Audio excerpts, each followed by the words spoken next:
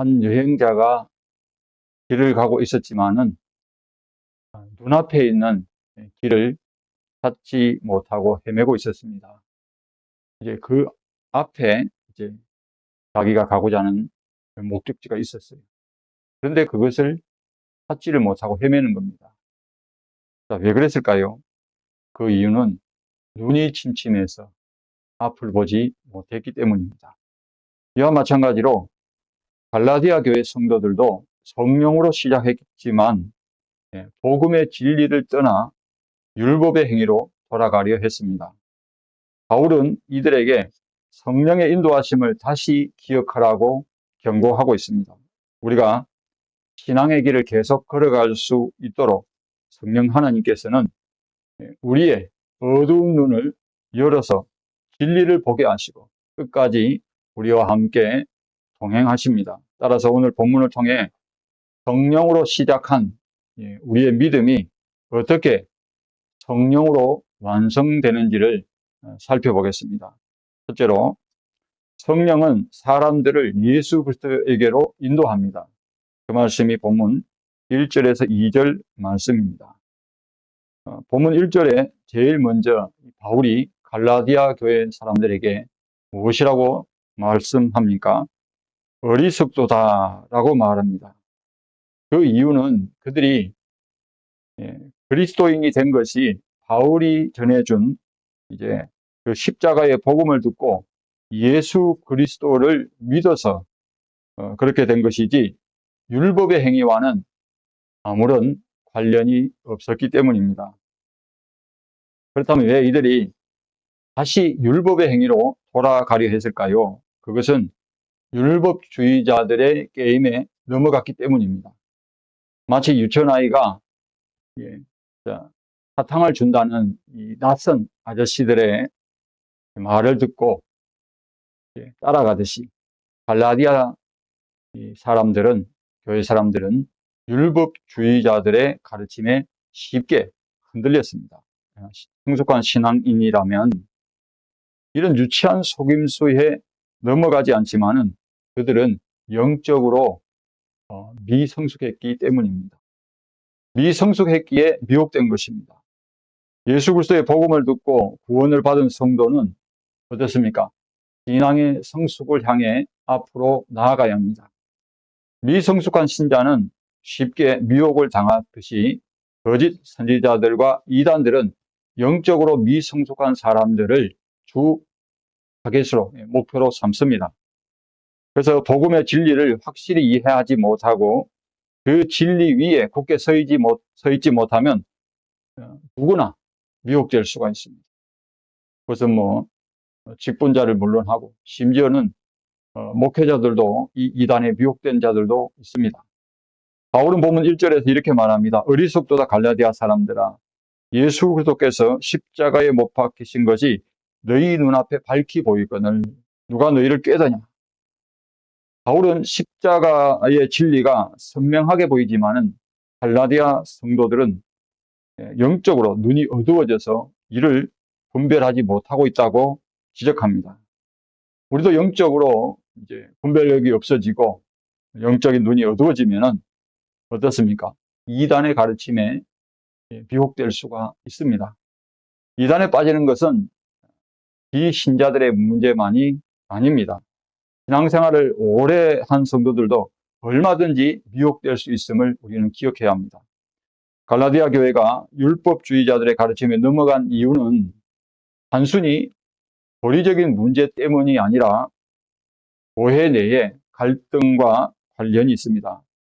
앞에 제가 말씀드린 것처럼 당시 교회에는 이제 유대인 신자들과 이방인 신자들 간의 갈등이 있었다고 말씀을 드렸습니다. 그 갈등은 어떤 것입니까? 바로 편견과 차별이 존재했습니다.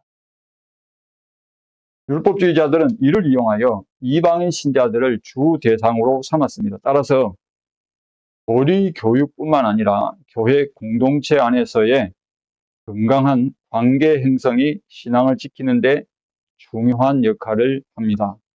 바울은 영적으로 미성숙한 갈라디아 교회 사람들에게 율법의 행위가 아니라 믿음으로 의롭다함을 얻는다는 사실을 이해시키기 위해서 믿음과 성령의 관계를 설명합니다.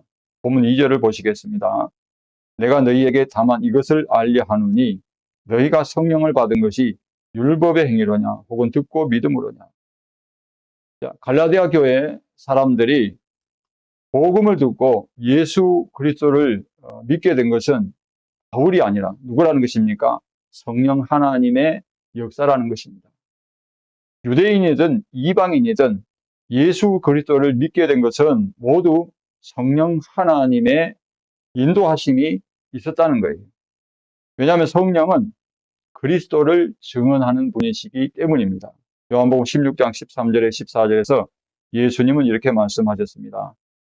그러나 진리의 성령이 오시면 그가 너희를 모든 진리 가운데로 인도하시리니 그가 스스로 말하지 않고 오직 들은 것을 말하며 장래일을 너희에게 알리시리라. 그러면서 예수님 뭐라고 말씀하셨어요? 그가 내 영광을 나타내리니 내 것을 가지고 너희에게 알리시겠습니다. 아멘. 여러분, 갈라디아 지역은 그리스 철학과 깊은 연관이 있기 때문에 그곳 사람들은 아리스토텔레스나 소크라테스 등의 철학적 사상에 영향을 받았을 가능성이 큽니다.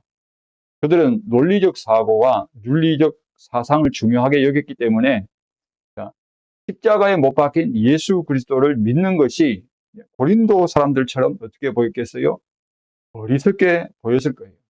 따라서 그들이 십자가에 못 박힌 예수 그리스도를 구주로 영접한 것은 인간의 이성적 판단이 아니라 누구의 역사로 가능했다는 거예요? 성령 하나님의 역사로 가능했던 것입니다. 그럼에도 불구하고 갈라디아 교회 사람들이 여전히 율법의 행위로 의롭다함을 받는다고 주장한다면 바울은 결코 포기하지 않고 성령과 믿음의 관계를 계속해서 설명하며 설득하고 있습니다. 둘째, 성령은 그리스도를 믿는 자에게 환난과 고난을 능히 이겨내게 하십니다. 그 말씀이 우리가 읽은 본문 3절에서 5절 말씀입니다. 바울은 갈라디아 교회 사람들이 듣고 믿음으로가 아니라 거짓 형제들의 가르침에 따라 율법의 행위에 의지하는 자들이라고 비판하면서 그들을 어리석다고 말합니다. 본문 3절 말씀에 보듯 이들의 행위는 성령으로 시작했지만 이제는 육체로 마치려는 사람처럼 보였다는 거예요. 그들이 성령의 인도하에 그리스도인이 되었고 성령으로 시작했으면 그 믿음을 성령에 의해 이제 완성해 나가야 되잖아요. 성숙해 나가야 합니다. 그러나 그들이 다시 율법의 행위로 돌아가려는 것은 성령의 인도를 따르지 않고 육체로 마치는 모습이라는 거예요. 성령의 행위와 육체의 행위는 서로 대조가 됩니다. 바울은 갈라디아서 5장 16절에서 너희는 성령을 따라 행하라. 그리하면 육체의 욕심을 이루지 아니하리라. 이 말씀을 보듯이 성령과 육체와의 관계는 서로 어떤 관계입니까? 서로 거스르는 관계예요. 이어지는 17절에서 바울은 육체의 소욕은 성령을 거스르고 성령은 육체를 거스르나니 이둘이 서로 대적함으로 너희가 원하는 것을 하지 못하게 하려 함이라 라고 말하고 있습니다. 따라서 우리는 성령의 인도를 받아 그리스도인이 되었고 성령은 우리를 어떻게 하십니까? 거룩하게 살도록 의롭게 살도록 인도하십니다. 그러나 우리는 육체의 본성을 또한 가지고 있잖아요. 그럼 그 육체의 본성은 우리를 어떻게 합니까? 우리를 유혹해요. 우리가 죄를 짓도록 그리스도인답게 살지 못하도록 불의한 삶을 살도록 유혹합니다. 바울은 율법의 행위로 돌아가려는 것이 성령을 따르지 않고 육체로 마치는 것과 같다고 경고하고 있습니다. 더구나 갈라디아 교인들은 그리스도인이 되기까지 어떻습니까? 본문 말씀 보니까 많은 괴로움을 받았다고 그랬습니다. 그 말이 무슨 뜻입니까? 그들은 그리스도인이 되기까지 많은 환난과 고난을 겪었다는 거예요. 또 그리스도인이 된 후에도 여전히 그러한 환난과 고난이 따르고 있다는 거예요. 핍박과 박해가 멈추지 않고 있어요. 자, 그런 가운데서 하나님께서 믿는 자에게 성령을 주신 이유는 뭡니까? 바로 이러한 환난과 고난 속에서도 참고 인내하며 감사할 수 있도록 하기 위함이라는 것입니다. 그리스도인은 이 세상에서 믿음으로 인한 환난과 고난을 겪지만 그 고난을 이겨낼 수 있는 능력은 우리한테 있는 게 아니에요. 저한테 있는 게 아니에요. 바로 성령께서 주신다는 거예요. 성령께서는 믿음으로 견딜 수 있는 능력을 주십니다. 율법의 행위를 따르려는 자들은 이런 성도의 고난을 헛되게 만드는 것이라고 바울은 강조합니다. 왜냐하면 고난 중에 믿음을 지킬 수 있는 것은 율법의 행위가 아니잖아요. 무슨 할례를 받고 안식일을 준수하고 그리고 음식법을 정결법을 따라서 음식법을 지키는 뭐 그런 행위가 아니라 예수 그리스도의 복음을 통해 성령을 부어 주셨기 때문이라는 것입니다. 성령은 신자에게 환난과 고난을 이겨낼 믿음과 능력을 주시고, 우리 육체가 불 속에 던져지고 끓는 물에 들어가며 또 톱으로 사지가 잘려 나가도 사자의 이빨에 몸이 찢겨도 끝까지 믿음으로 승리할 수 있는 것은 성령 하나님께서 우리에게 담대함과 그러한 환난과 고난을 견딜 수 있는 믿음을 주시기 때문입니다. 니시란이라는 사람이 있었어요. 이분은 16세기 초의 사람인데 이제 현재 이란 그 지역에서 이제 활동했던 기독교 순교자였습니다. 그는 페르시아 제국의 지배하에서 전도자로 활동하며 많은 사람에게 복음을 전했어요. 그러나 그의 복음이 이제 제국의 지배 세력과 충돌했고 결국 그는 체포되고 고문에 이제 던져졌는데 고문 중에 이제 그의 손목은 찢어졌고 발에는 이제 쇠사슬이 채워지고 그럼에도 불구하고 그는 예수 그리스도를 배신하지 않고 이런 말을 했어요. 예수님은 나의 구주십니다. 그분은 사랑이 충만합니다. 그분은 내게 사랑을 부어주셨어요. 나는 그분을 배반할 수 없습니다. 나는 예수님을 사랑합니다. 예수님만이 나의 전부입니다. 그렇게 고백을 했어요. 그러니까 사람들이 그런 고문을 이제 니시란이 당하는 걸 보면서 지켜봤을 거 아닙니까?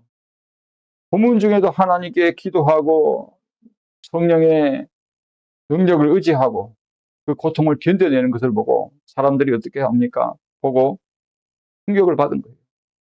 그런 순교자로서 이제 공개적으로 처형됐지만은 이 장면을 본 사람들이 충격을 받았다는 거예요. 그래서 그 지역 사회에서 기독교 신앙이 저런 것이구나. 저것이 바로 하나님이 그에게 준 그런 강한 심장, 그런 용기구나. 그래서 기독교 신앙의 진정성과 용기의 상징으로 이 사람이 대대로 기억될 수 있었다고 합니다. 이처럼 우리는 환난과 고난 속에서도 성령의 능력을 의지하여 승리할 수가 있어요. 여러분 니시란이 당하는 그것은 육체적인 고통이잖아요. 그렇지만은 예수를 믿는 것 때문에 환난과 핍박을 받는 것은 육체적 고통뿐만 아니라 경제적인 어려움, 또 정신적인 어떤 그런 힘든 과정들이 있잖아요. 세상의 어떤 고통도 우리가 믿음으로 승리하는 길을 막을 수가 없습니다. 하나님께서 주시는 담대함과 능력으로 우리는 모든 것을 이겨낼 수가 있어요. 그래서 예수님이 요한복음 16장 33절에서 이렇게 말씀하셨어요. 이것을 너희에게 이르는 것은 너희로 내 안에서 평안을 누리게 하려 합니다. 세상에서는 너희가 환난을 당하나 담대하라. 내가 세상을 이겼노라. 아멘. 그렇습니다. 신자들이 환난과 고난의 폭풍 속에 있을 때에 성령은 마치 그 등대의 불빛처럼 우리에게 환한 빛을 비춰주십니다. 환난과 고난이 우리를 덮치고 길을 잃게 하려 할 때에 성령은 우리를 실족하지 않게 하십니다. 비바람과 파도는 여전히 거세지만 성령께서 주시는 담대함과 믿음을 따라 우리는 그 폭풍 속에서도 안전하고 평안하게 우리는 하나님을 향해 나아갈 수가 있음을 믿으시기를 바랍니다. 셋째로 성령의 감동으로 기록된 성경은 믿는 자가 받을 복을 증거하십니다. 그 말씀이 본문 6절에서 9절 말씀입니다. 자, 바울은 율법의 행위를 따라 아브라함의 자손이 되는 것이 아니라 이방인도 아브라함의 자손이 된다는 것을 구약 성경을 인용하여 말씀합니다. 유대인이 아니라도 이방인도 아브라함의 자손이 된다라는 것을 성경이 그렇게 말씀하고 있다는 거예요. 특히 창세기 15장의 사건은 아브라함의 칭의 사건에 관한 말씀으로 15장 6절에 보시면은 아브라함이 여호와를 믿으니 여호와께서 이를 그의 의로 여기시고라고 기록되어 있어요. 자, 무자한 아브라함에게 하나님께서 어떻게 하셨습니까? 우리가 창세기 12장 이제 1절에서 3절 말씀을 통해서 알 수 있듯이 하나님이 그 씨를 약속하셨어요. 자손을 약속하셨습니다. 그러나 하나님께서 주시기로 한 약속이 어떻습니까? 그 응답이 더디자 아브라함도 조바심이 난 겁니다. 그렇죠? 상심할 수 있죠. 사람이. 그래서 하나님께서 나타나셔서 나는 너의 상급이다. 나는 너의 방패다. 그렇게 하셨지만은 어떻습니까? 아브라함은 자신의 상속자가 다메섹 엘리에셀이니다. 그렇게 대답을 했잖아요. 그러나 하나님께서는 아브라함에게 어떻게 하셨습니까? 네 상속자는 네 몸에서 날 자다. 그렇게 말씀하시며 아브라함을 이제 밤에 이끌고 하늘을 쳐다보게 하시고 어떻게 했습니까? 하늘의 별처럼 네 자손이 이와 같으리라. 그것을 아브라함이 하나님의 약속을 믿음으로 받아들인 거예요. 그 믿음을 의로 정하셨다는 것이 바로 사도 바울의 해석입니다. 구약 성경을 이제 사도 바울이 해석한 것이죠. 이는 아브라함이 의롭다함을 받은 것이 율법의 행위 때문이 아니라 믿음 때문임을 증명하는 대표적인 사례입니다. 우리가 생각할 때 아브라함의 믿음이 완전하지 않다고 여길 수가 있습니다. 왜냐하면 야고보가 말한 것처럼 아브라함의 믿음이 완전해진 것은 어느 때입니까? 독자 이삭을 번제로 바친 그 사건에서였기 때문입니다. 그래서 야고보서 2장 20절, 21절을 보시면은 이렇게 말씀하고 있지요. 아하, 헛하는 사람아, 행함이 없는 믿음이 헛것인 줄 알고자 하느냐? 우리 조상 아브라함이 그 아들 이삭을 제단에 바칠 때에 행함으로 의롭다 하심을 받은 것이 아니냐? 그렇게 말씀하고 있습니다. 자, 야고보의 관점에 따르면 야고보가 누굽니까? 예수님의 동생이잖아요. 그렇죠? 우리가 살펴본 것처럼 초대 교회, 예루살렘 교회에 사실은 뭐 베드로도 이제 야고보와 뭐 요한 이 대제자 중에 초대 교회를 대표하는 사람이 야고보라는 것은 우리가 성경을 보면 알 수가 있어요. 그 야고보의 관점에 따르면 아브라함의 믿음은 순종과 함께 행함으로 온전해졌다고 말하고 있어요. 그러니까 믿음과 순종은 분리되지 않은 거예요. 그럼에도 불구하고 아브라함의 믿음이 의로 정해진 이유가 무엇이냐? 그것은 본문 8절에서 말씀하고 있습니다. 또 하나님이 이방을 믿음으로 말미암아 의로 정하실 것을 성경이 미리 알고. 여러분, 성경이 미리 알 수가 있어요? 성경은 인격체가 아니잖아요. 그렇죠? 성경은 누가 기록했어요? 사람이 기록했어요. 그러나 그 인간 저자를 감동하시고 기록하게 하신 분이 누구예요? 성령 하나님이시잖아요. 그러니까 성경이 미리 알고 아브라함에게 복음을 전하되 모든 이방인이 너로 말미암아 복을 받으리라 하였느니라 라고 말합니다. 이 사건은 그래서 창세기 12장에 아브라함을 부르신 소명과 관련이 있죠. 하나님께서 아브라함에게 나타나셔서 너는 너의 본토 친척 아버지 집을 떠나가라 그랬어요. 내가 내게 보여줄 땅으로 가라. 그래서 자, 아브라함이 믿고 이제 순종하면 어떤 일이 벌어지겠어요? 내가 너에게 큰 민족을 이루게 하리라. 내 이름을 창대케 하리라.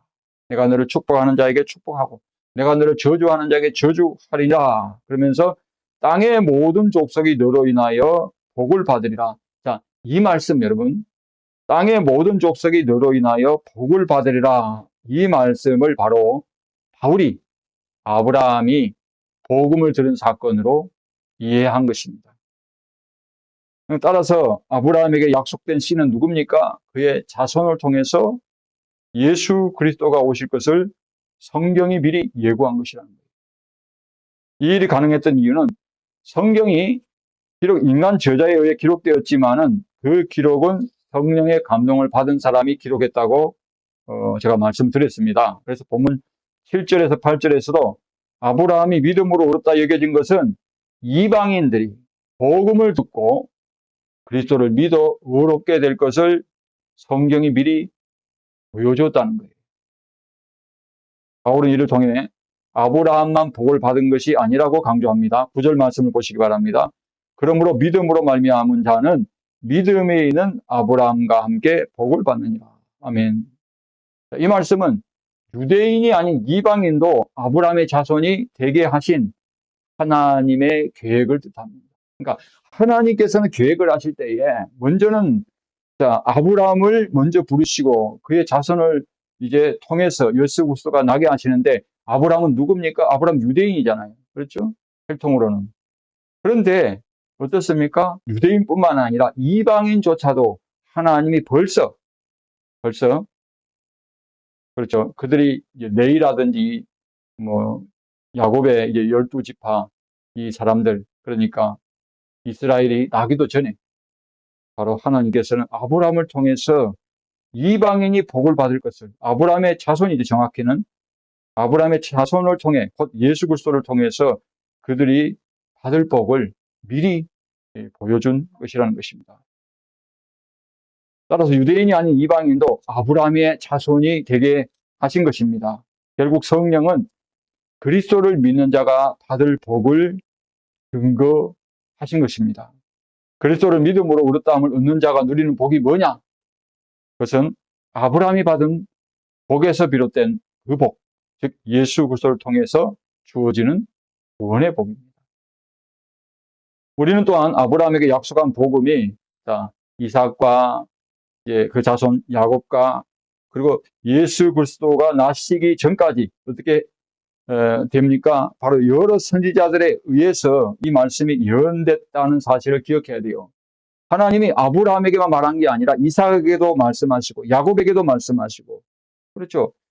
그리고 이제 아브라함의 자손으로 인하여 땅의 모든 족속이 복을 받을 것이라 이 말씀을 여러 선지자를 통해서 이미 예언했다는 것입니다. 특히 창세기 우리가 26장 4절에서 5절에 보시면은 하나님께서 아브라함에게 이제 주신 복, 그 복을 이삭에게 약속하는 그 장면인데요. 이렇게 말씀하고 있습니다.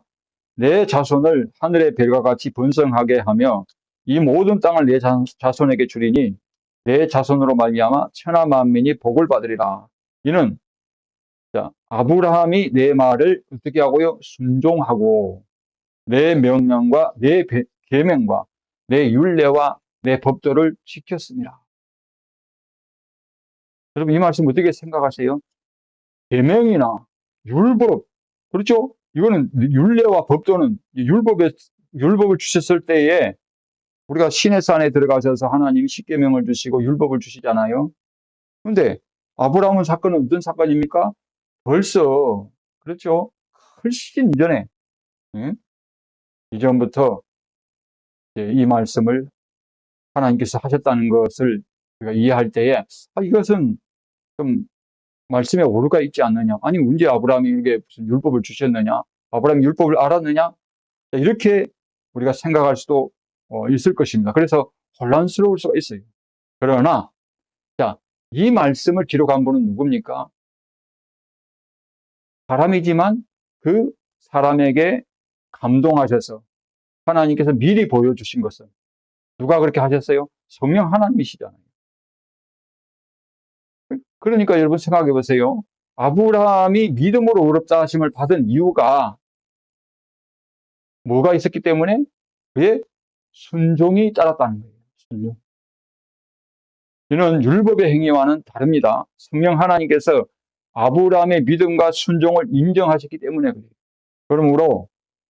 그러므로 참된 믿음에는 뭐가 따른다? 순종이 따라요. 그러니까 순종 없는 믿음, 믿음 없는 순종은 있다 없다 없어요. 그걸 알아야 돼요. 근데 믿기만 하면, 예수를 믿기만 하면 되는 거냐? 그게 아니에요. 예수를 믿으면, 그렇죠. 우리가 어떻습니까? 거기에는 참된 순종이 따른다. 아브라함이 받은 복에 참여할 자는 아브라함처럼 복음을 듣고 믿고 순종한 자라는 거예요. 이러한 자들에게 아브라함을 조상이 되게 하신 이유는 아브라함처럼 믿음으로 더 나은 본향을 사모하며 천국에 들어갈 것이기 때문입니다. 예수님은 유대인이 아닌 복음을 듣고 믿음으로 순종한 자들이 받을 복을 약속하셨어요. 또 너희에게 이르노니 동서로부터 많은 사람이 이르러 아브라함과 이삭과 야곱과 함께 천국에 앉으려니와 그 나라의 본 자손들은 바깥 어두운 데 쫓겨나 거기서 울며 이를 갈게 되리라. 아멘. 자, 보세요. 동서로부터 많은 사람이 오는 거예요. 근데 거기에는 아브라함과 이삭과 야곱도 있어요. 근데 이들이 어디에 앉아 있어요? 천국에 앉아 있는 거예요. 그런데 그 나라의 본 자손들은, 그러니까 그들이, 자, 아브라함을 통해서 주실 복, 곧 그 씨, 예수 그리스도를 통하여 구원의 복을 주시기로 약속을 하셨건만, 미리 보여주셨건만, 그것을 거부하고 믿지 못하고 예수님을 십자가에 못 박은 자들, 끝까지 회개하지 않는 자들은 어떻게 된다는 거예요? 바깥에 어두운 데 쫓겨나 거기서 슬피 울며 이를 간다는 거예요. 그러므로 저와 여러분은 진리 대신 성령의 조명하심을 따라서 그리스도의 복음을, 이제 그리스도의 복음의 진리를 따르며 바르게 행하여 우리가 천국에서 만나볼 수 있기를 주님의 이름으로 축복합니다. 사랑하는 성도 여러분, 오늘 말씀을 통해서 우리는 구원이 오직 믿음으로 이루어진다는 중요한 진리를 다시 확인했습니다. 다시 한번 정리합니다. 자, 첫째로 성령은 누구를 증언해요? 그리스도를 증언하십니다. 우리의 구원은 성령의 인도하심으로 이제 믿음이 시작됐죠. 둘째로 성령은 환난과 고난을 이겨낼 믿음의 능력을 주신다고 했고요. 셋째로 성령의 감동으로 기록된 성경은 우리가 받을 복을 증거하며, 그 복은 뭐라고요? 아브라함이 받은 복, 예수 그리스도를 믿고 순종하는 자에게 주어진다는 것입니다. 결국 우리의 구원은 율법의 행위가 아닌 믿음으로 얻게 되는 것입니다. 아브라함처럼 믿음과 순종으로 하나님의 복을 누리는 삶을 살아가기를 축복합니다. 성령의 역사하심을 따라서 믿음으로 살며 하나님의 복을 온전히 경험하는 우리 모두가 될 수 있기를 주님의 이름으로 축복합니다. 기도드리겠습니다.